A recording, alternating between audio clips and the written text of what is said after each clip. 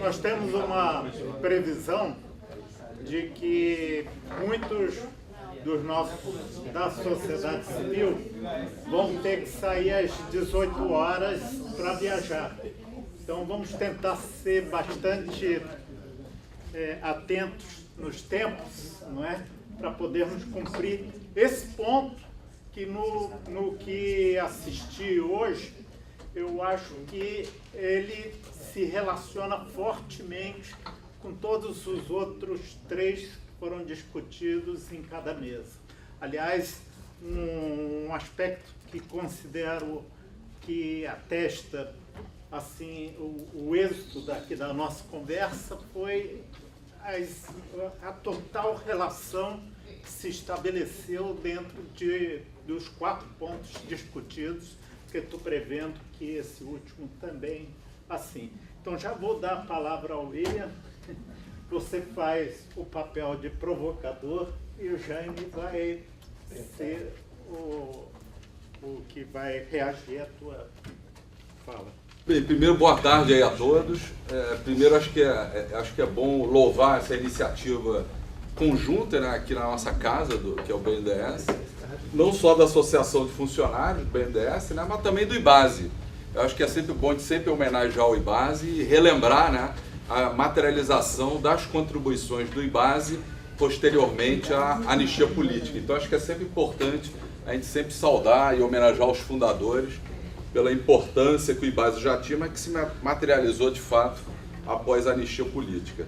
Bem, a mim me coube falar um pouco do S do BNDES, depois de tanta fala. Com certeza nessa plateia eu sei que tem pessoas que com certeza têm muito mais bagagem aqui do que eu vou falar, mas eu vou tentar me arriscar e colocar um pouco o histórico do que foi a atuação do banco, com alguns erros e acertos, algumas ações atuais, mas eu não posso me furtar também a colocar, na minha opinião, algumas iniciativas que eu entendo que, apesar de não feitas, podem significar aí uma agenda futura para o banco nesse campo social. Eu acho que é sempre bom a gente relembrar um pouquinho a origem, né, desse S do BNDES. Afinal de contas, quando que isso apareceu? Eu acho que é bom a gente lembrar que isso, na verdade, apareceu para o banco lá em 1982. Né? A gente, na verdade, teve, em 1982, a edição de um decreto-lei. Esse decreto-lei, em 1982, ele não só previu uma nova fonte de recursos para o BNDES, que era o fim social, isso lá em 1982, como também previu que a gestão desses recursos do fim social ficariam a cargo do então BNDE. Então, a partir dessa primeira origem, vamos dizer assim, histórica, o banco passou então a incorporar o S efetivamente, e recebendo essa nova fonte que era o fim social. Logo no início, quando o banco recebeu essa fonte, foi necessário estruturar uma área para operar. Basicamente, o foco na época foi muito voltado para a educação, saúde e a pequena agricultura. Já na época, a agricultura familiar, que a gente também passou mais recentemente a apoiar bastante, já naquela década de 80, ela já era um foco do então fim social. Lembrando que o fim social, na época, ele tinha uma base de cálculo que era da ordem de 0,5% do faturamento de todas as empresas, públicas e privadas. Isso ocorreu, então, ainda na época lá do governo Figueiredo, mas poderia se perguntar, mas então começou a operar em 82? Não começou a operar em 82.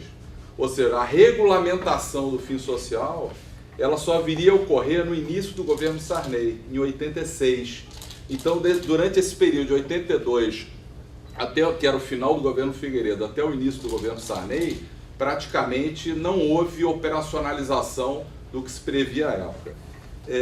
Em 1986, o banco cria uma área chamada Área de Projetos 4, para os mais antigos é conhecida como AP4, né? Essa área ela tinha exatamente por missão fazer as operações voltadas para o campo social com recursos do fim social.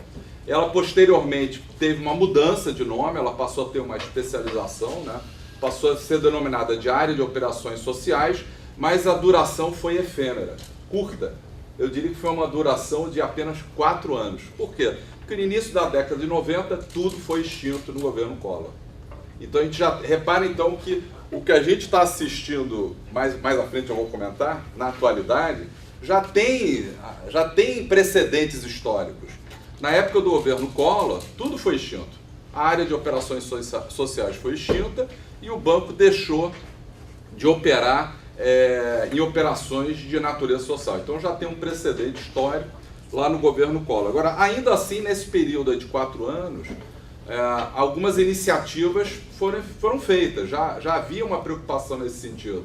É bastante conhecido, já no início da operação do fim social pelo banco, na época o diretor, inclusive, dessa área era o que depois veio a ser presidente, era o Carlos Lessa, né? Foi feito um lançamento dos chamados cadernos do fim social. São cadernos, para quem tem curiosidade, esses cadernos estão na biblioteca do banco. Eles têm porque na época a área não só operava, como também fazia planejamento. Ou seja, ela prospectava e traçava algumas tendências do que poderia vir a ser um apoio do banco. Eu estou só lembrando dessa palavra planejamento também, que é uma palavra atualmente bastante esquecida. Então, apesar da época, a gente verifica já alguma tentativa de planejar uma atuação social por parte do banco lá em meados da década de 80. Algumas iniciativas interessantes foram feitas nessa época, como, por exemplo, algumas operações voltadas à nutrição infantil, principalmente na região Nordeste, utilizando lácteos, ou seja, fazendo fomentos de operações da cadeia leiteira, isso no início, lá em meados da década de 80. Já em 1987, eu por acaso fui dar uma pesquisada nisso, olhando exatamente os cadernos do fim social. Eu estou vendo aqui a Tereza, que conhece bem, a coleta seletiva de lixo, que depois o banco veio a operar com uma experiência interessante. Ela apareceu pela primeira vez num artigo publicado em 1987 nos chamados Cadernos do Fim Social. Ou seja, já em 1987 há algo ainda muito incipiente, mas já se alertava para a questão dos detritos urbanos e da necessidade de reciclagem do lixo. Isso já na década de 80. Foi vamos dizer assim, um estudo setorial, um artigo publicado por essa área em meados da década de 80. A gente tem também algumas iniciativas, que foi uma época em que começou a ter uma grande preocupação também sobre a questão da contaminação do sangue, né? Foi uma época de bastante preocupação com as questões da AIDS. Então também houve uma preocupação, pelo que eu pesquisei, também nessa iniciativa pioneira com o tratamento de sangue nessa época, principalmente algo ainda muito incipiente, mas na criação de bancos de sangue. Quer dizer, iniciativas ainda muito incipientes, e também algumas iniciativas voltadas também para o tratamento, ou seja, para a hemoterapia. Eu estou dando alguns exemplos, ainda poucos exemplos, que não foi uma época assim de grande vulto. Passando um pouco, acaba o governo Collor, isso aí desapareceu no governo Collor, não havia nada esse campo foi extinto, quase próximo do que a gente vem vivenciando atualmente. Mas, de fato, a gente também tem que, ainda falando do aspecto histórico, o Fundo Social, como é hoje conhecido, ele teve a sua criação há 21 anos atrás, lá em 1997. Ele foi criado em 1997, ele teve uma evolução, a gente percebe no início dos anos 2000 um foco muito grande na preocupação com crianças e jovens em situação de risco social, né? E a gente também percebe uma preocupação a partir de algumas operações na atenção que eu levantei, na atenção básica à saúde. Isso foi uma grande preocupação até mais ou menos 2002. Em 2003, com a gestão Lessa, eu pessoalmente gosto muito de algo que foi feito em 2003. A gente pode talvez achar que isso não tem a devida escala, mas eu acho que teve uma iniciativa em 2003, pelo menos em tese, que poderia suscitar diversas iniciativas de política pública, ou seja, as operações do BNDES Fundo Social, elas tinham por natureza criar paradigmas que pudessem ter alguma escala em termos de política pública, ou seja, o Fundo Social, ele não tinha talvez a escala que veio a ter a partir de 2008, mas na verdade ele tinha uma preocupação mais qualitativa de você fazer operações emblemáticas que poderiam servir de insumo para uma possível política pública. Me parece, talvez no debate a gente possa explorar um pouco mais isso, mas me parece que a medição da qualidade de uma carteira social não deve ser medida pelo volume de operações, mas sim pela, a minha opinião, mas sim pela possibilidade qualitativa de que aqueles poucos projetos possam, aí sim, servir como parâmetro para a criação de políticas públicas. Isso a gente percebe, então, no início dos anos 2000, mais basicamente a partir de 2003. Em 2005, você tem uma nova mudança no Fundo Social, ele passa a trabalhar um pouco mais a questão da base territorial, ou seja, aglomerações produtivas, buscando também, vamos dizer assim, tentando, a partir de uma vocação territorial, trabalhar com aglomerações espaciais que pudessem resultar em alguma geração de redução de desigualdades. Isso a gente observa em meados dos anos 2000. E daí para frente passa a ter uma vida própria.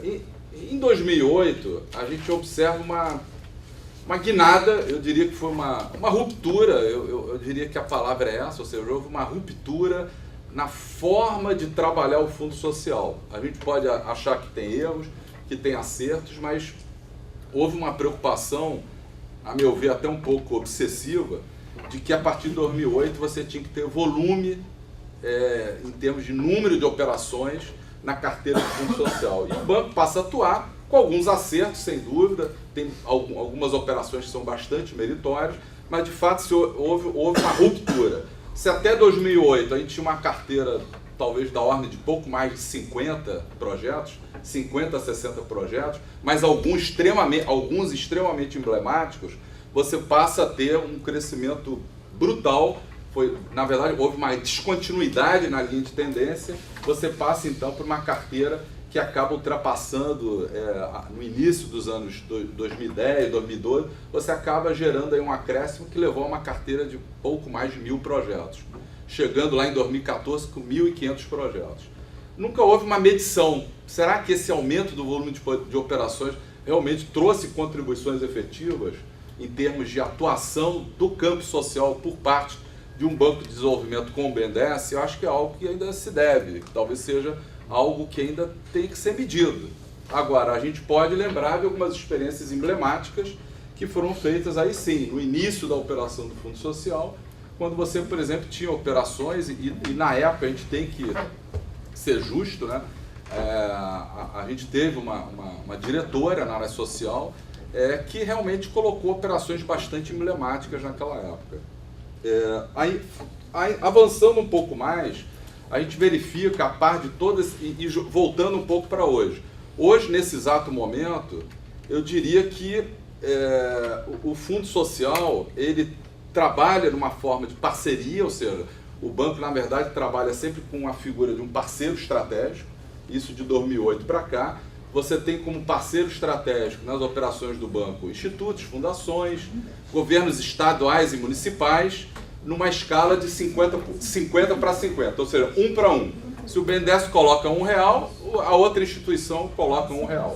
Ou seja, foi um trabalho voltado basicamente para aumentar o volume de operações, mas sem que a gente tenha a noção exata dos efetivos impactos sociais resultantes do aumento dessa carteira. Se em termos quantitativos a carteira aumentou, há uma dívida relativamente ao impacto social que realmente esse aumento da carteira proporcionou para o país. Tá?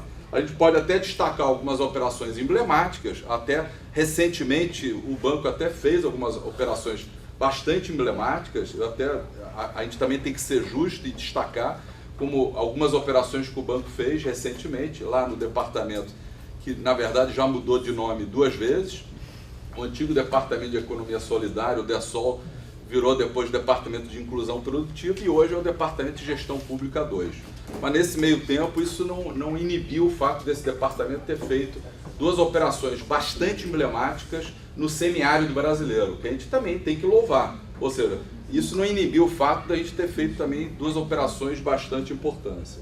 Nesse meio tempo, teve um programa, que eu sei que tem gente aqui nessa sala que até participou, que foi um programa, eu vou lembrar lá em 1987, o artigo voltado à coleta seletiva de lixo, e o banco, então, ele implantou um programa que resultou, pelo que eu pesquisei, em 42 apoios em operações de coleta seletiva de lixo, mas que, infelizmente, na minha opinião, esse programa começou bem, mas acabou muito mal. Porque o que era um programa que realmente voltava... Porque, reparem bem, a coleta seletiva de lixo, hoje a gente verifica algo degradante em termos de cidadania, que é o fato de você simplesmente despejar o lixo em lixões. Então a gente tem que separar exatamente dois tipos de lixo. Você tem um lixo orgânico que é reprocessável, mas você tem um lixo que é reciclável. Esse era o objetivo original do programa voltado à coleta seletiva de lixo, ou seja, onde aquele lixo reciclável ele teria um tratamento voltado à separação e classificação daquele lixo reciclável.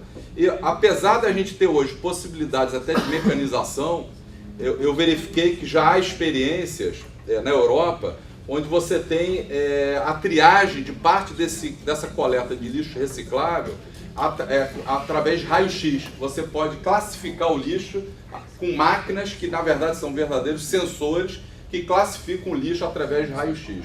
Mas a gente verifica que mesmo na Europa, onde você tem o descarte na triagem, a operação também ainda é muito manual.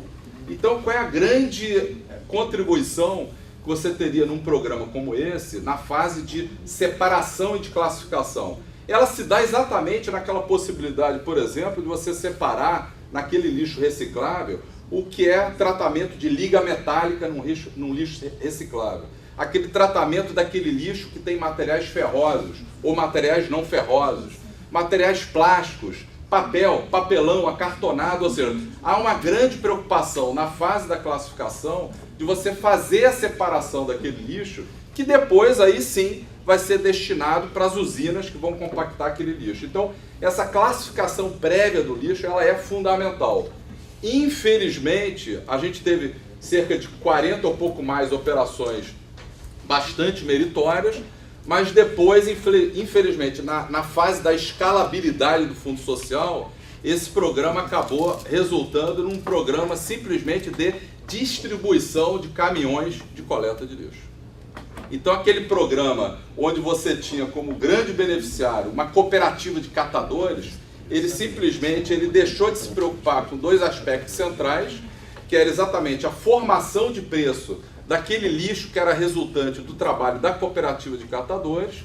Você tinha um outro trabalho que não avançou tanto, mas era algo originalmente voltado para o programa, que era exatamente, e eu acho que é uma função de um banco de desenvolvimento, que é exatamente, além de você garantir um preço integral para aquela cooperativa de catadores de lixo, trabalhar também de forma integrada na cadeia de comercialização do lixo.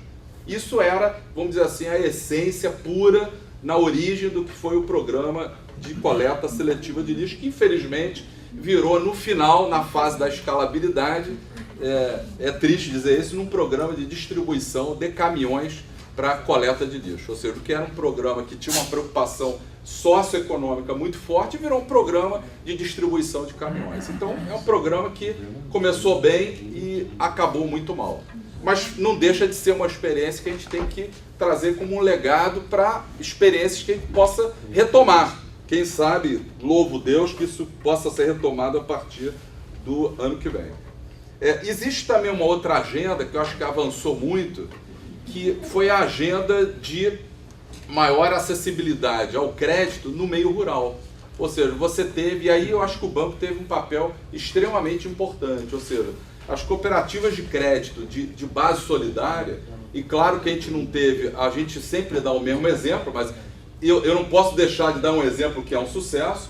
Ela hoje, se não me falha a memória, ela já foi distribuída em 3 cooperativas, que foi o fato de você ter fomentado o sistema cooperativado, no caso a cooperativa de crédito, que é a Cressol. Então eu acho que isso foi realmente, na minha opinião, uma grande novidade no BNDES, ou seja, uma cooperativa de crédito passar a se credenciar para repassar recursos do BNDES. Ela não começou como uma repassadora, ela iniciou as operações no BNDES como mandatária, teve lá uns problemas, mas enfim, o fato é que depois ela se consolidou com uma grande instituição financeira que é uma operadora de crédito do BNDES.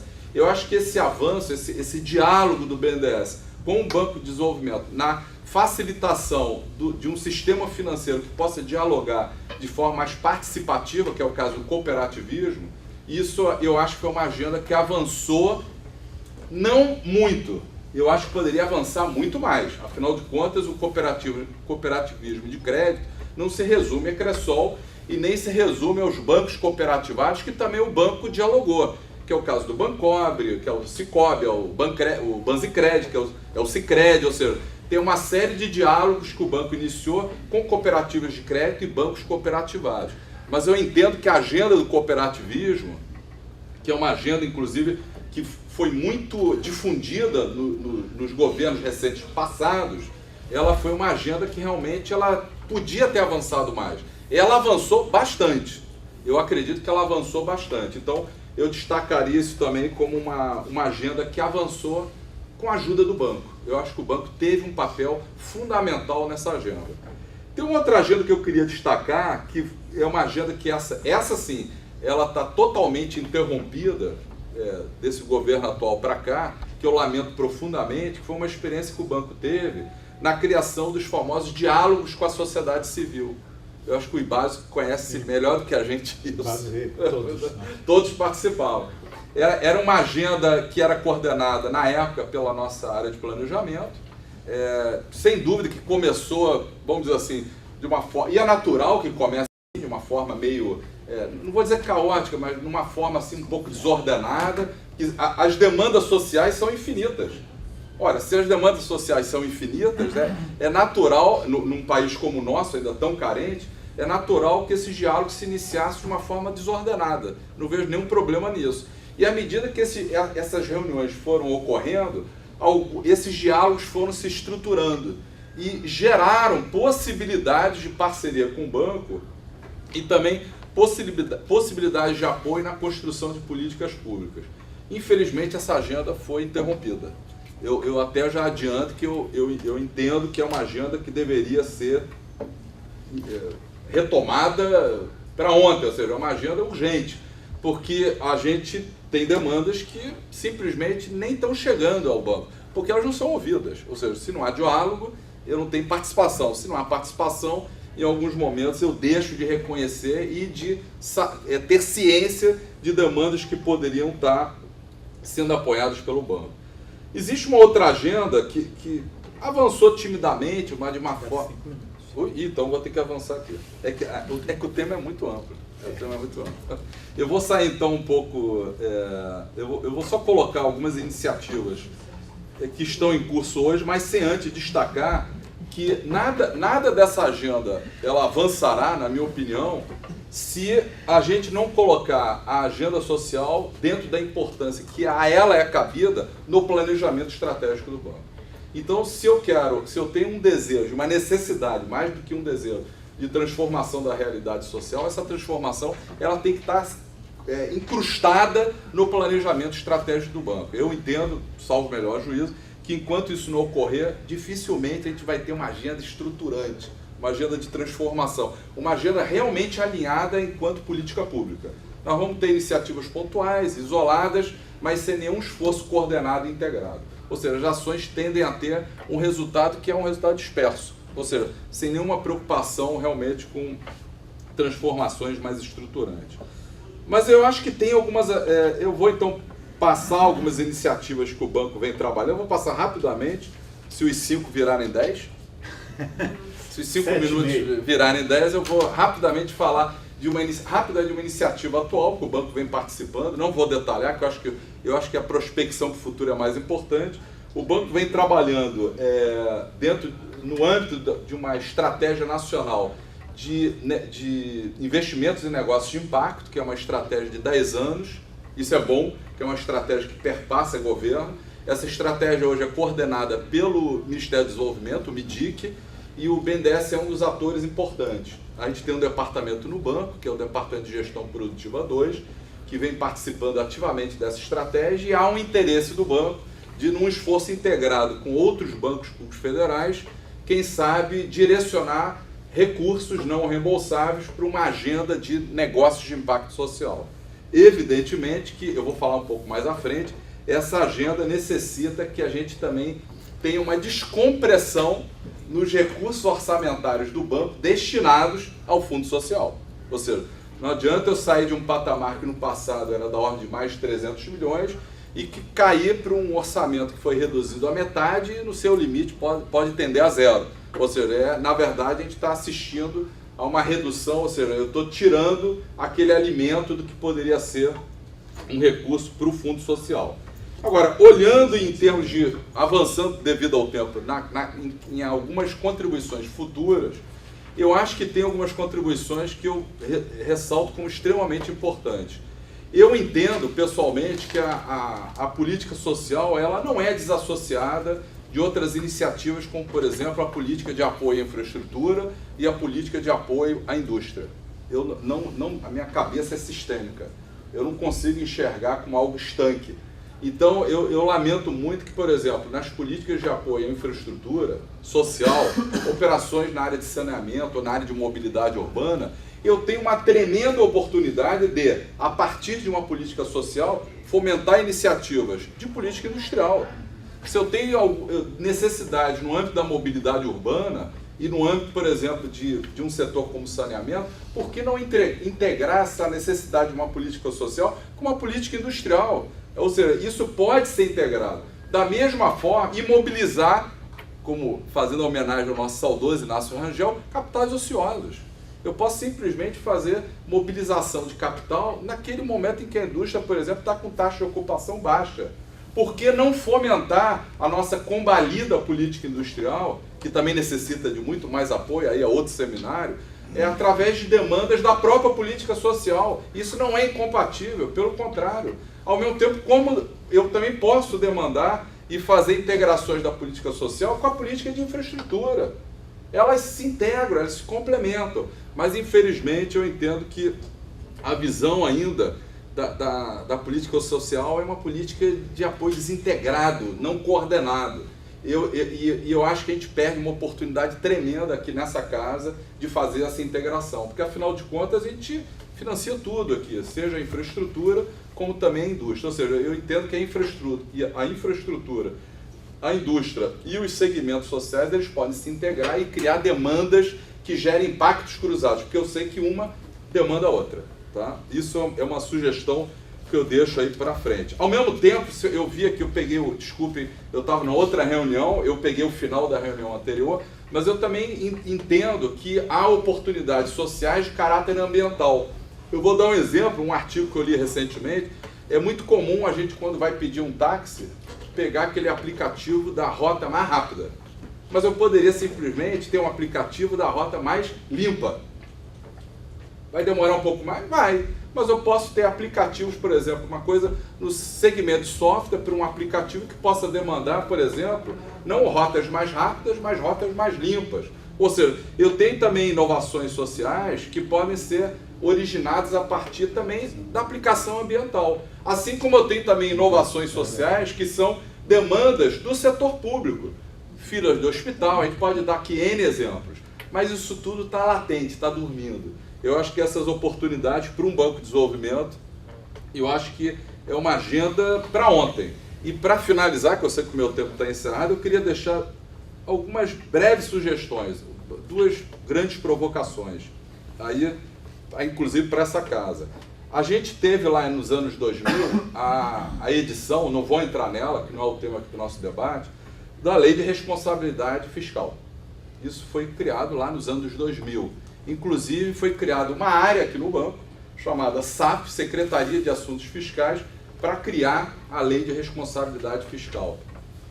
Bem, se isso foi feito aqui no banco, e eu sei que é uma preocupação do IBASE, eu lembro que essa preocupação veio à tona recentemente, no início dos anos 2000, eu acho que a gente está devendo uma agenda de criação, e acho que se o banco criou a LRF, não me furto a dizer que a gente pode ter uma agenda, aí sim, de ruptura, que é a criação de uma lei de responsabilidade social. Então, o que eu estou propondo aqui, de uma forma provocativa, já que o banco criou a LRF, foi um dos que participou da sua criação, eu entendo que seria, por analogia, eu não vejo nenhum problema, e é muito mais meritório, já se fala tanto no superávit primário, né? Mas com déficit social, acho que é uma discussão que está desequilibrada. Então, a impressão que eu tenho é que a gente teria uma possível agenda. Eu sei que o IBASE tem algumas propostas e essa política de responsabilidade social, ela dialoga com a política de desenvolvimento territorial, que você pode criar mínimos sociais para determinadas regiões, mas ela é mandatória. Quem sabe futuramente os órgãos de controle vão estar preocupados em verificar se aquelas regiões não praticaram crimes sociais, por descumprimento da lei de responsabilidade social. Por que não? Eu não vejo nenhum problema. Então, eu entendo que isso é uma agenda que eu sabia das discussões e me veio a lembrança recentemente quando me falaram que eu teria que falar aqui. Então, eu acho que é uma agenda que a gente deveria perseguir. E, finalmente, eu deixaria também uma sugestão. Hoje a gente tem um problema, já foi colocado aqui, eu vi, a gente tem um problema muito grande de inanição do nosso fundo social. O nosso fundo social, se a gente for perseguir uma linha de tendência, ele vem declinando e a tendência a prosseguir com a política econômica atual é o fundo social tender a zero. Ou seja, a gente passaria a não ter mais a atuação do banco na esfera do campo social. Então, e a gente tem, ao mesmo tempo, uma grande volatilidade, ou seja, a gente tem hoje 4 fundos estatutários no banco. A gente tem o Fundo Social, o Fundo Cultural, o Fundo de Apoio a Desenvolvimento e Inovação Tecnológica e um Fundo de Estruturação de Projetos. Esses 4 fundos estatutários, todos não reembolsáveis, concorrem entre si, por um mesmo orçamento. E a gente verifica uma grande volatilidade, ou seja, talvez seja o caso de se pensar e fugir de uma volatilidade orçamentária e criar, aí sim, uma reserva estatutária no BNDES, baseada na destinação de resultado do banco, onde, antes de qualquer outra destinação, mas após, eu estou preservando, não estou prejudicando a União, não. Após a distribuição do dividendo mínimo obrigatório, eu teria na nossa destinação de resultado, uma parte daquele resultado do banco destinado obrigatoriamente para uma reserva estatutária de inversões sociais. Isso exigiria uma alteração do Estatuto Social do banco, evidentemente que precisaria, claro, de uma outra institucionalidade para isso avançar, mas talvez seja, é uma ideia, não estou dizendo que é uma solução, mas é uma ideia para a gente fugir da insuficiência orçamentária que hoje vem consagrando de forma forte no nosso fundo social. E, finalmente, eu acho que, eu sei que não é aqui o nosso espaço, mas eu não me furto também a fazer uma recomendação no âmbito da nossa própria casa, e acho que o IBASE pode contribuir com isso. A gente tem, né, uma série de gerências de estudos setoriais no banco voltados para a prospecção nos diversos setores de atividade econômica, mas a gente observa que essa mesma analogia não se aplica para os estudos no campo social. Então, talvez, quem sabe futuramente, o banco tenha que internamente ter algumas gerências dedicadas à prospecção de estudos e inovações no campo social. Eu estou praticamente aqui propondo G7, que são a sigla das nossas gerências. Já teve, exatamente. Eu estou propondo a retomada disso. Eu acho que a gente tem que voltar a ter essas gerências de estudos sociais, que é exatamente para você fazer prospecção nesse campo, inclusive dar contribuições em termos de política pública. Eu vou parar por aqui, eu teria muito mais coisa aqui para falar, mas eu diria que isso é um pouco o ambiente. Eu não sou o maior especialista, com certeza tem muito mais gente aqui nessa plateia, mas são algumas contribuições que eu colocaria aí para o debate dessa agenda social que, infelizmente, anda muito esquecida atualmente em nosso país. Obrigado aí. Muito obrigado. A gente tem um bom debate.